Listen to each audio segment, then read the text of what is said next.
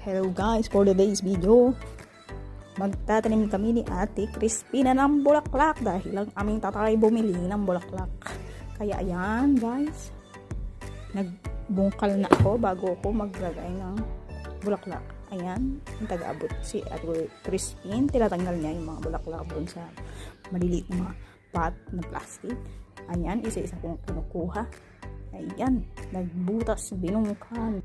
Ayan guys, tapos yan, ayan. Binaun, isa-isa. Ayan. Marami kaming energy niyan kasi kakakain lang namin dalawa. Kaya ayan, Ate Crispin, bilisan mo. Sige pa. Ibaunin pa natin yan isa-isa. Marami pa tayong ilalagay. Isang buo na yan, lalagyan namin na bulaklak. Ayan, dire-diretso lang Ate Crispin, walang hihinto hanggat hindi natatapos ang ating trabaho. Ayan, tinawag na nga siya dyan sa part na yan. Ako na yan nagpatuloy, pero maya babalik siya kasi tinawag lang siya ng aming alaga. Ayan, pero na to dahil sa part na to, gitna na to, hindi niya na kayang ilabot kasi hindi nakaharap.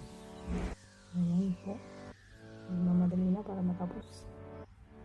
Ayan, butas dito ang sinulit. Ayan, butas short ang hama. Okay, ayan na guys, malapit na akong matapos dito sa part na to. Ayan, mabilisan na. Sige pa, marami pa pala.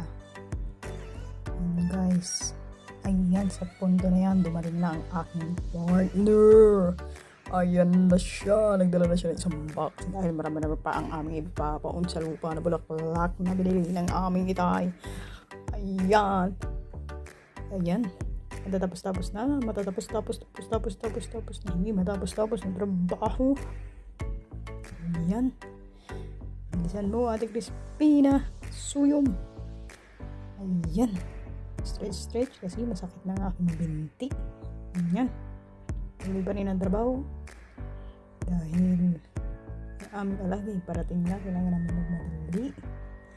Marami pang trabaho na naghihintay sa aming dalawa. Ayan, okay, punta na lang dito na sa kilid at ako'y hinihigal na mga kababayan. Ayan, kunti na lang talaga, matatapos na.